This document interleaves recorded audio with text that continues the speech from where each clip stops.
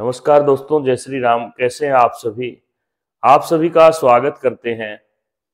आजकल विवाहों का जो वातावरण है बहुत दूषित हो चुका है और ग्रस्त जीवन जिसके लिए माता पिता बड़ा प्रयास करते हैं, बहुत से रिश्ते देख करके एक रिश्ता चुनते हैं और उस रिश्ते में भी पूरी तरह से कोशिश करने के बाद भी जीवन अच्छा नहीं रहता। आजकल बहुत ज्यादा घर खराब हो रहे हैं। उसके पीछे क्या कारण है? क्या कभी आपने विचार किया है? छोटी छोटी बातें हैं जिनके कारण पारिवारिक जो जीवन है वो काफी अस्त व्यस्त है। उसके पीछे कौन सी गलती है? विवाह एक ऐसा अनुष्ठान होता है, 16 संस्कारों में सबसे उत्तम कर्म है और विवाह के समय पे बहुत सी ऐसी बातें हैं जिनका विशेष ध्यान हर एक व्यक्ति को रखना चाहिए। आज हम इसी विषय पर चर्चा करेंगे। अगर आपके घर में, परिवार में या रिश्तेदारी में कहीं भी विवाह है तो इस वीडियो को आप उनको जरूर दिखाएं। हो सकता है आपके प्रयास करने से अगले का जीवन सुखमय हो जाए, क्योंकि कुंडली मिलाने के बाद, अच्छा मुहूर्त निकलवाने के बाद और सब चीजें ठीक ठाक होने पर भी विवाह होते ही जल्दी ही आपस में मतभेद होने लगते हैं। उसके पीछे क्या कारण है? कौन सी ऐसी चीजें हैं? विवाह में, विवाह का मुहूर्त निकलवाने से लेकर के और विदाई और उसके बाद द्विरागमन अर्थात दूसर मोड़ा जिसको बोलते हैं, वहां तक की रस्में अनेक प्रकार से विस्तारित हैं। हर एक क्षेत्र में अलग अलग प्रकार से यह सब आयोजित की जाती हैं। आज मैं आपको कुछ ऐसे पॉइंट बतलाऊंगा, लगभग 20 पॉइंट जो मैंने अपने जीवन में अनुभव किए हैं। 18 साल का जो पांडित्य का अनुभव है वह, और जो समाज का अनुभव है, हजारों शादियां करवाने के बाद मैं आपसे कुछ बातें जो मैंने निचोड़ निकाला है वो आपके समक्ष रखूंगा।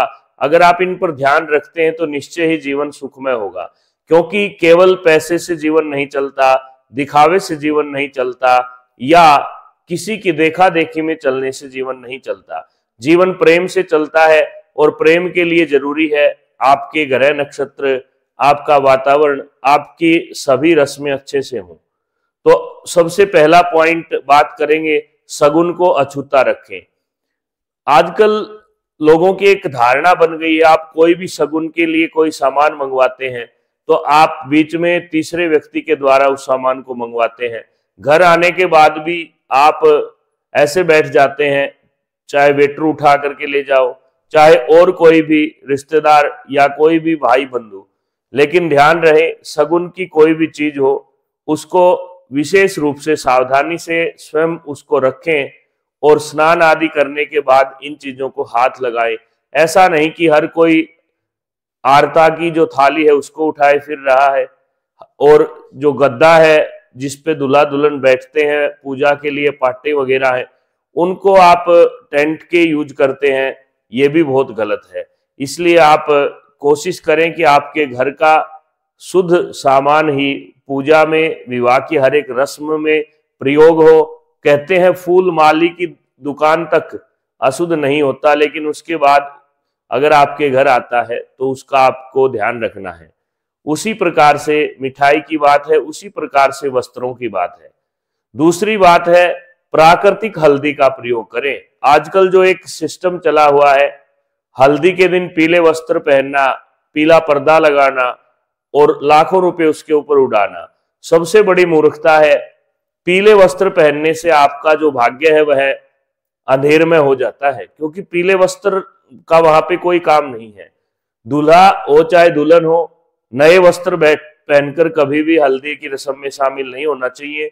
आपको पुराने वस्त्र पहनने चाहिए और ओरिजिनल हल्दी और तेल आदि मिला करके आपको उसका अच्छे से प्रयोग करना चाहिए, जिससे आपके शरीर में काफी ऐसी वैज्ञानिक और जो प्राकृतिक चीजें हैं, डॉक्टर भी उस बात को मानते हैं कि विवाह से पहले कुछ नाड़ियां ऐसी हैं, जब आपके तेल चढ़ता है तो आपके पैरों पर, आपके घुटनों पर, आपके कंधों पर, आपके मुख पर हल्दी लगाई जाती है। वह नाड़ी जागृत हो जाती है, जिससे आप अगली जिम्मेदारी के लिए तैयार बनते हैं। उसके बाद बांध बैठने के बाद, अर्थात जब लड़का या लड़की बांध बैठ जाती है, उसके बाद आप उस्तरे का प्रयोग करवाते हैं, अर्थात रेजर का, जिसमें नाई के या ब्यूटी पार्लर में आप जाकर के बाल आदि बनवाते हैं, वह बिल्कुल गलत है, शास्त्र विरुद्ध है। अगर आप ऐसा करते हैं तो निश्चय ही आगे चल के आपके रिश्तों में कटुता आएगी। उसके बाद आता है शराब और लहसुन प्याज का प्रयोग। दुल्हा दुल्हन दोनों ही जब से बांध बैठते हैं तो वो एक देव रूप में हो जाते हैं, इसलिए दोनों वक्त मिलते समय उनको बाहर नहीं घूमना चाहिए, और कोई आवश्यक कार्य होने पर भी लोहे का कुछ लेकर के बाहर जाना चाहिए, और उनको खान पान एकदम देवताओं की तरह से शुद्ध भोजन देना चाहिए, और शराब आदि से तो बिल्कुल बहुत दूर रहना चाहिए। उसके बाद आता है, आप जब विवाह के अंदर कोई भी काम करते हैं, जैसे आजकल एक दूसरे की देखा देखी में चल रहा है कि कोई भी रस्म है वो केवल फोटो के लिए बनवाते हैं।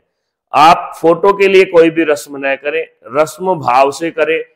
अगर हाथ पीले करने हैं तो उस टाइम पर आपका ध्यान वहां होना चाहिए। आजकल के बच्चे, आजकल के माता पिता सब फोटो को ज्यादा तवज्जो देते हैं, तो इससे बचने का प्रयास करें। दूसरा, विवाह में जो स्टेज है वह आप फेरों के बाद करवाएं, क्योंकि जब तक आपका कोई रिश्ता ही नहीं है तो आप स्टेज पर बैठकर आशीर्वाद कैसे ले सकते हैं, जब तक आप बंधन में नहीं बंधे।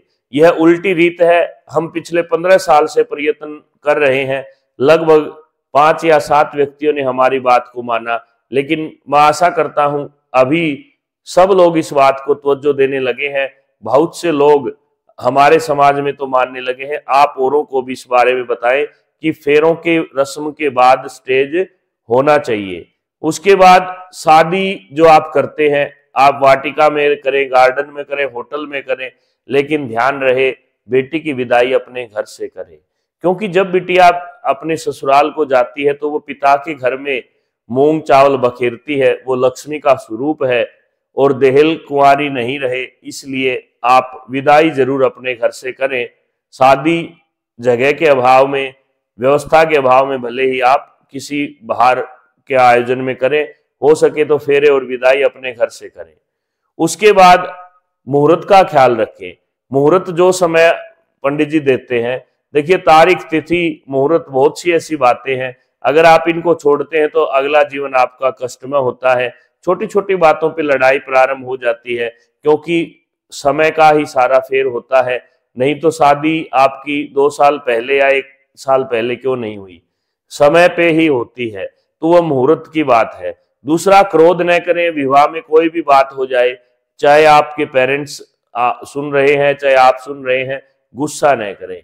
कोई भी मेहमान आता है उसका अच्छे से आवागत करें। कोई भी मांगने वाला कोई भी आता है तो उसको आप हाथ जोड़ करके यही कहें कि आप जो सगुन हमने दिया उसको ग्रहण करें। और ध्यान रहे कि किसी की बद्दुआ न ले, जैसे बर्तन वाले हैं या कोई और बैंड वाला है और कोई है, बद्दुआ नहीं लेना चाहिए। आप एक आइटम कम बनाएं, लेकिन जितने भी सगुन हैं उनको आप खुल करके प्रयोग करें, ताकि किसी गरीब की आपको दुआ मिलेगी। और उसके बाद रस्मों के बाद जो पैसे आप उड़ाते हैं, विवाह में पैसे उड़ाना भी अगले भावी जीवन में अंधेरा लाना है। इसलिए विवाह का वातावरण धार्मिक अनुष्ठान की तरह से आप अपनाएं, और इन सब छोटी छोटी बातों का ध्यान रखें। इसके साथ साथ यह भी ध्यान रहे कि बांध बैठने के बाद दुल्हा दुल्हन एक दूसरे को न मिले। शहरी जो रस्म चल रही है, दोनों साथ में सारी रस्में करते हैं, वह शास्त्र विरुद्ध है, समाज के विरुद्ध है। इससे आने वाला जीवन आपका खराब हो सकता है। अतः इन सब बातों पर आप ध्यान दें। और कोई भी प्रश्न हो तो आप वीडियो के नीचे कमेंट में डाल सकते हैं, हमारे नंबर पर फोन कर सकते हैं। और कोई भी जन्म कुंडली, विवाह, शादी, पूजा पाठ से संबंधित कार्य हो तो आप हमसे संपर्क कर सकते हैं। परंतु ध्यान रहे, आपकी स्वयं की सुरक्षा और आपके भावी जीवन की खुशी के लिए हमने ये सब उपाय बतलाए हैं।